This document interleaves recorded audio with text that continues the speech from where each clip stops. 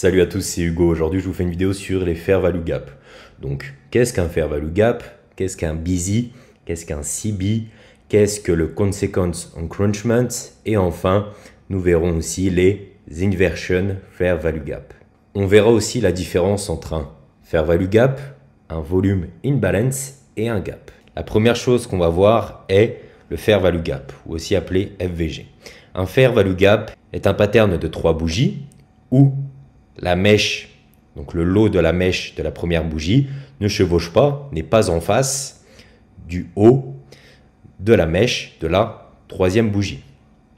Normalement, sur un marché classique, toutes les mèches se complètent. Normalement, on peut avoir quelque chose comme ça et sur celle-ci, on aurait par exemple quelque chose comme ça. Vous voyez, il n'y a pas d'espace entre les mèches. De même pour une tendance haussière. Donc on a toujours un pattern de 3 bougies où le high de la mèche de la première bougie n'est pas en face, ne chevauche pas le low de la mèche de la troisième bougie. Pour revenir à cet exemple-ci, si je trace une ligne, on voit que je n'ai rien, j'ai un trou qui se trouve ici. De même, ici, on a vraiment un espace libre où il y a uniquement le corps de la deuxième bougie. C'est donc ce qu'on appelle un fair value gap. Donc vous mettez votre rectangle et vous avez donc votre fair value gap. On va directement aller voir donc des exemples sur le marché. Donc les fair value gaps sont utilisables sur toutes les time frames comme tout ce que je vous présente. Bien sûr, plus on est sur une time frame importante, plus le fair value gap est aussi important aux yeux du marché. On est en présence ici d'un fair value gap. Je trace mes lignes et on voit bien donc qu'on a ici un trou où il y a uniquement le corps de la deuxième bougie. Et qu'est-ce qu'a fait le marché? Avant de continuer sa tendance baissière, il est revenu dans ce fair value gap, combler ce trou de cotation pour continuer la tendance baissière. La deuxième chose qu'on va voir, c'est donc ce qu'est un CB et un busy. Un CB, c'est un sell-side imbalance, buy-side inefficiency. Et un busy, c'est un buy-side imbalance, sell-side inefficiency. Qu'est-ce que ça veut dire? Ça veut dire tout simplement ici que le sell-side, donc le côté vendeur, a été délivré sur le marché, mais que le côté acheteur est inefficient et manquant sur le marché. C'est donc tout simplement un bearish fair value gap. Un fair value gap sur une tendance baissière. Un busy, donc cette fois-ci, on a eu un délivrement acheteur sur le marché. Par contre, on a de l'inefficience sur le côté vendeur. On n'a pas de vendeur sur le marché. On a donc un bullish fair value gap. Pour revenir sur nos exemples précédents, on avait donc ici un CB, ici un CB. C'est bien un trou de cotation où il y a uniquement des vendeurs. Ici, un CB aussi. Par contre, ici, on a un busy. On a eu un retour du marché pour une petite impulsion. Donc là, on n'a que des acheteurs présents sur le marché à ce moment. Je vais vous retrouver un autre exemple rapidement. Hop, vous en avez un ici. Donc, le marché est revenu très légèrement dans ce busy afin de continuer la tendance haussière.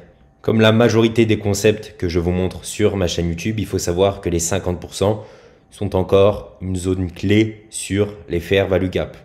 Si les 50% et les pile 50% Fibonacci d'un fair value gap est rejeté, vous avez une très grande chance que le mouvement soit vraiment soutenu et qu'on est sur une tendance baissière, encore une forte impulsion baissière par la suite. Et de même sur une tendance haussière. Les 50%, c'est ce qu'on appelle le consequence encroachment.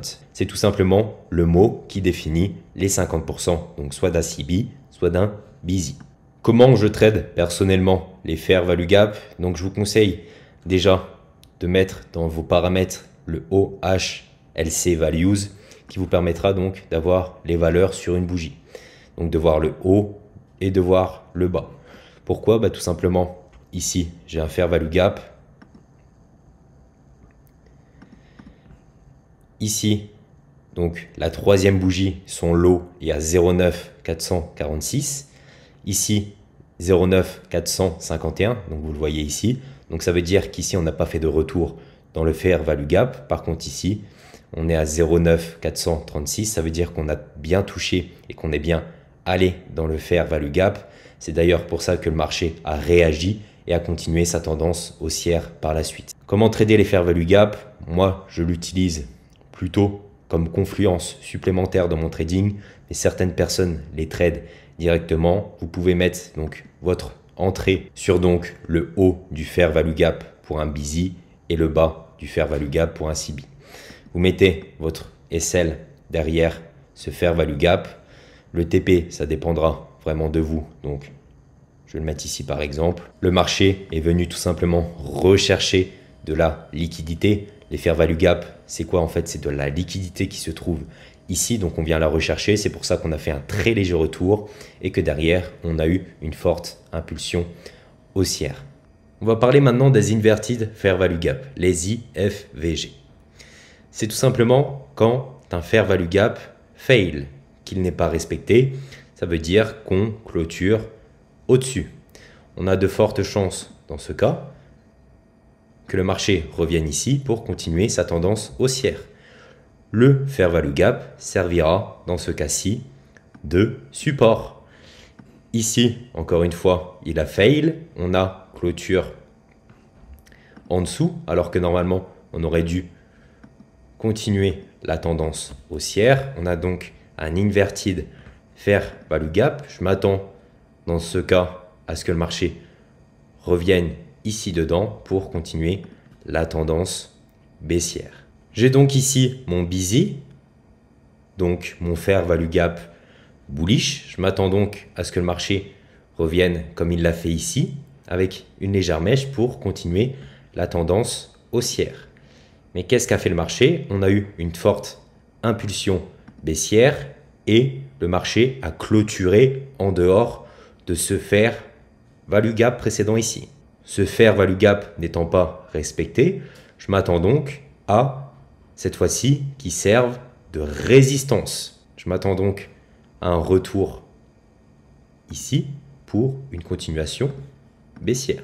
Le marché a donc utilisé ce Fair Value Gap, donc ce qu'on appelle maintenant un Inverted Fair Value Gap, comme résistance pour continuer sa tendance baissière. On a d'ailleurs le CE, donc le Consequence Encroachment, donc les 50% Fibonacci qui ont été parfaitement respectés par les corps ici, qui ont rejeté donc cet Inverted Fair Value Gap pour continuer la tendance baissière. Deuxième exemple, on avait ici un busy. Le marché n'est pas retourné dedans, mais lorsqu'il retourne dedans, on voit qu'au final, le Fair Value Gap n'est pas respecté et qu'on continue la tendance baissière. Donc cette fois-ci, ce Fair Value Gap devient un Inverted Fair Value Gap et sert donc maintenant de résistance pour le marché.